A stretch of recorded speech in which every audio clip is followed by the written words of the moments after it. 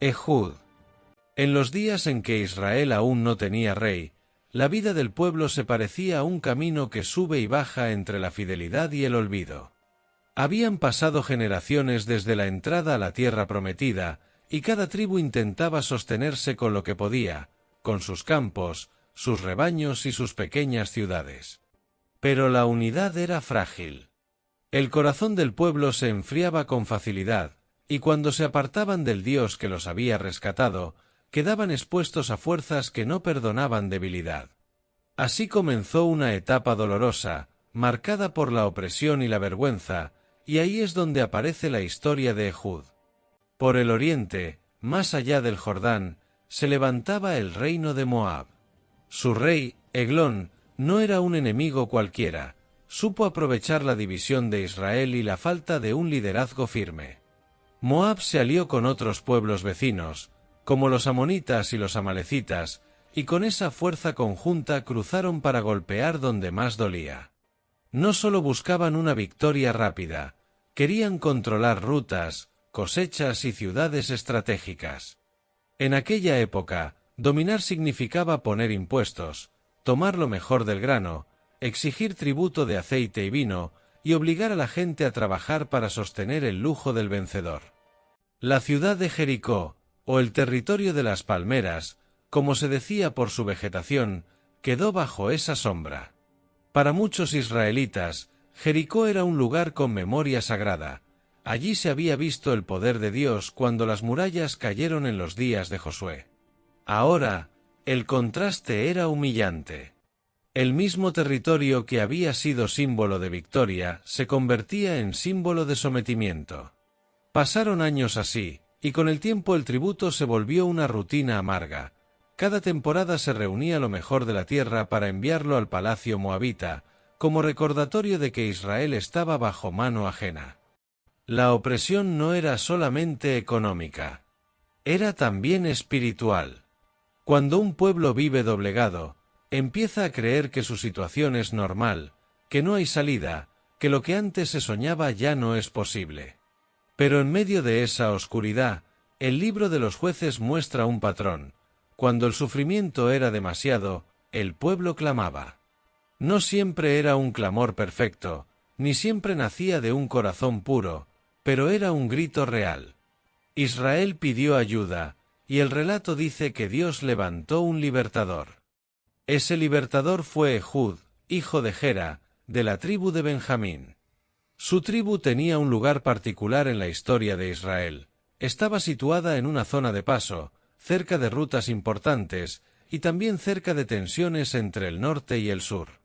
Ehud aparece con un detalle que el narrador no menciona por casualidad. Era zurdo. Dicho de otra manera, tenía limitada la mano derecha y usaba la izquierda con destreza. Lo que para algunos habría sido visto como una desventaja, en su vida sería una pieza clave. En aquellos tiempos, llevar un arma implicaba riesgos. Los gobernantes opresores solían controlar a los sometidos, y en torno a palacios y fortalezas había guardias que registraban o vigilaban. Un hombre conocido por su habilidad con la mano izquierda podía esconder su intención justo donde los ojos del enemigo no estaban acostumbrados a mirar. Ehud preparó una daga especial, de doble filo, corta pero mortal, y la ató de manera discreta en su lado derecho.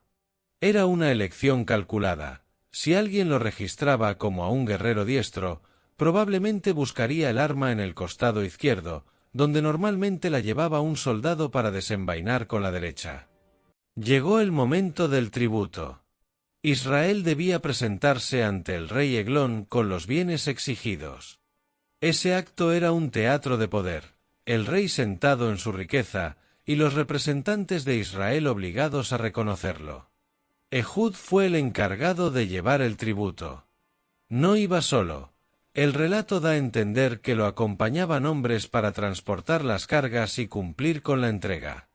Subieron a la presencia del rey en un lugar de seguridad, donde Moab podía sentirse intocable, y completaron la presentación de lo que Israel debía. Hasta ahí, todo parecía igual que otros años. Pero Ehud no había viajado para repetir la humillación como una costumbre.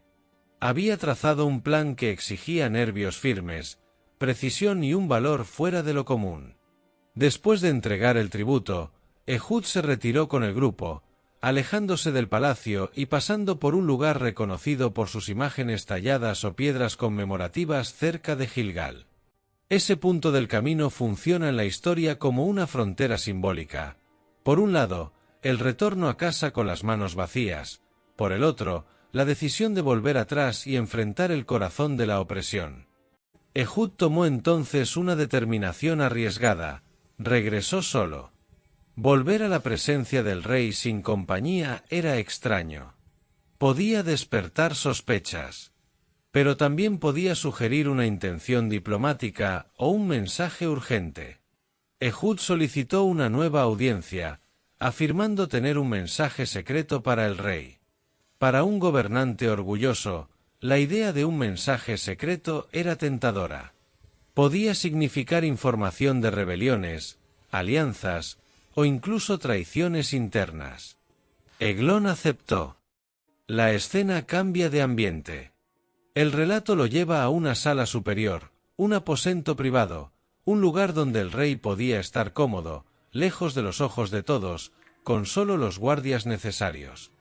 Allí, la seguridad humana suele relajarse, y la confianza del poderoso se vuelve su punto ciego. Eglón hizo salir a sus sirvientes, quizá para escuchar sin testigos, quizá por orgullo, quizá porque no imaginó que un israelita sometido pudiera ser una amenaza real. En ese espacio cerrado, Ehud se acercó lo suficiente como para ejecutar su plan. Aprovechó el momento con rapidez, sacó la daga desde su lado derecho con la mano izquierda, un movimiento inesperado, y atacó. El acto fue definitivo. La narración bíblica, sobria pero contundente, describe el resultado sin adornos. El golpe fue mortal y la situación se volvió tan confusa que Ehud pudo escapar. No fue una hazaña de fuerza física en un duelo abierto, fue una acción quirúrgica en el centro del poder enemigo. Pero la historia no termina con el acto. La parte más delicada comienza después. En un palacio, el tiempo se estira entre sospechas, protocolos y silencios. Ehud cerró las puertas del aposento y se fue. Los sirvientes, al notar las puertas cerradas, asumieron que el rey estaba ocupado en intimidad, tal vez descansando. Esa pausa, esa interpretación común, le dio a Ehud el margen que necesitaba. Un retraso mínimo podía significar la vida o la muerte. La prudencia de los sirvientes y su miedo a interrumpir al rey se convirtió en una grieta en la muralla de seguridad. Ehud descendió, se alejó del palacio y cruzó terreno conocido. No se detuvo a mirar atrás. Su plan necesitaba una segunda parte, convertir un golpe interno en una liberación nacional. Cuando llegó a la región montañosa de Efraín, tocó la trompeta para convocar al pueblo. La trompeta en Israel no era solo una señal de guerra, era una llamada a la unidad, una sacudida que despertaba la memoria colectiva. La gente debía decidir si seguir viviendo encorvada o levantarse con valentía. Los israelitas respondieron. Y ahí se ve una enseñanza profunda. La liberación no se completa con el acto de un solo hombre, sino con la respuesta de un pueblo que se pone en marcha. Ehud los condujo a un punto estratégico, los vados del Jordán, lugares donde el río podía cruzarse. Controlar esos pasos era vital, porque impedía que los moabitas escaparan o recibieran refuerzos. En términos militares, era una jugada inteligente. En términos simbólicos, era cerrar la puerta al opresor. La batalla que siguió no se describe con largos detalles heroicos. El texto resalta el resultado: Moab quedó debilitado, y la opresión terminó. Israel obtuvo descanso durante años. Ese descanso era más que ausencia de guerra. Significaba volver a sembrar sin temor, criar hijos sin ser despojados, reunir a la familia sin escuchar botas extranjeras acercándose. Era la paz de la vida cotidiana, esa paz que solo se valora cuando se ha perdido. Sin embargo, La historia de Ehud también funciona como espejo del ciclo humano. En Jueces, la libertad llega, pero el corazón de Israel tiende a olvidar. El relato no lo dice para humillar, sino para advertir. La mayor amenaza no siempre es el enemigo de afuera, sino la amnesia espiritual de adentro. Ehud fue instrumento de liberación, pero la fidelidad del pueblo necesitaba algo más profundo que un episodio de victoria. Cuando los cristianos leen esta historia, lo primero que aprenden es que Dios puede usar lo inesperado. Ehud, con su particularidad física y su manera distinta de actuar, muestra que aquello que muchos considerarían una limitación puede convertirse en un canal para un propósito mayor. No se trata de glorificar la violencia, sino de reconocer un principio constante en la Escritura. Dios escoge instrumentos que no encajan en los moldes de la autosuficiencia humana, para que la victoria no se atribuya solo al poder humano. También hay una enseñanza sobre el discernimiento y la valentía. Ehud no actuó por impulso. Observó, planeó, eligió el momento y asumió el riesgo. En la vida espiritual, muchas batallas no se ganan con ruido, sino con decisiones firmes tomadas con sabiduría. El cristiano puede ver en Ehud una imagen de cómo enfrentar opresiones internas y externas con una mezcla de prudencia y determinación, entendiendo que la fe no es pasividad, sino confianza activa. Al mismo tiempo, esta historia plantea un tema delicado. Ehud engaña al rey para acercarse.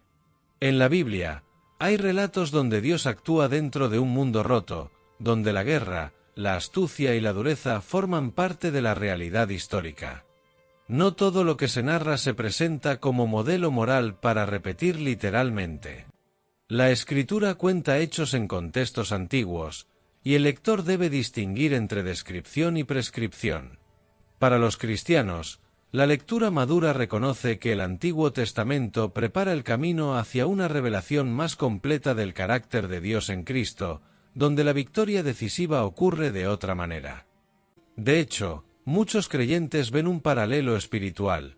Así como Israel estaba oprimido y necesitaba liberación, la humanidad está oprimida por el pecado y necesita un Salvador.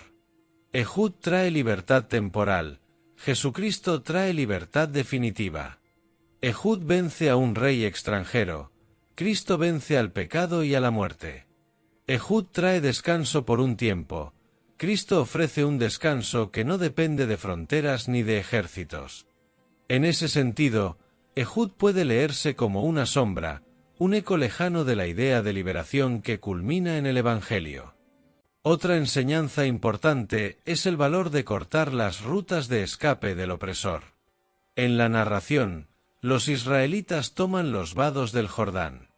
En la vida cristiana, esto se parece a cerrar puertas que alimentan hábitos destructivos. Si una persona desea libertad de una adicción, de una costumbre que la destruye, o de un pecado recurrente, muchas veces necesita identificar los vados, los lugares de acceso, las excusas, las ocasiones donde el problema se fortalece. La historia inspira a actuar con seriedad, no solo a desear el cambio. La parábola o enseñanza que se puede extraer para un público de hoy podría expresarse así: el enemigo suele instalarse donde antes hubo victoria, y convertir lugares sagrados en espacios de vergüenza. Jericó, el territorio de la memoria victoriosa, quedó sometido. Eso puede pasar en la vida personal, áreas donde alguien fue fuerte, donde tuvo fe, donde vio respuestas, pueden convertirse en zonas de caídas y baja la guardia. Pero la historia también dice que la vergüenza no es el final. Dios puede volver a levantar libertad donde parecía imposible. Hay también una enseñanza sobre el tiempo de Dios. Israel soportó años de opresión antes de ver la liberación. Esto no justifica el sufrimiento ni lo romantiza, pero recuerda que la paciencia y la perseverancia son parte de la fe bíblica. Muchas personas esperan cambios rápidos, pero la Escritura muestra que la restauración suele venir tras procesos dolorosos, donde el corazón se despierta, se humilla, clama y aprende a depender nuevamente de Dios. Finalmente, Ehud enseña que la valentía verdadera no siempre se ve como en los relatos modernos. No es solo el guerrero que grita y golpea con fuerza. A veces es el hombre que camina solo de vuelta hacia el palacio enemigo, cargando una decisión difícil, confiando en que la opresión no es invencible. A veces es la comunidad que responde a la trompeta, que se une, que deja el miedo y toma posiciones estratégicas. En la fe cristiana, la valentía se entiende como obediencia cuando el riesgo es real, y como fidelidad cuando la comodidad invita a rendirse. Así, la historia de Ehud queda como un relato intenso de liberación en tiempos oscuros, un pueblo humillado que vuelve a clamar, un libertador improbable que actúa con decisión, un enemigo sorprendido en su falsa seguridad, y un país que recobra el descanso. Y para los cristianos, más allá del drama histórico, queda una invitación: no aceptar la opresión como destino, no despreciar lo que parece pequeño o diferente, y recordar que Dios sigue trabajando en medio de la fragilidad humana para traer libertad, justicia y un llamado a volver a Él.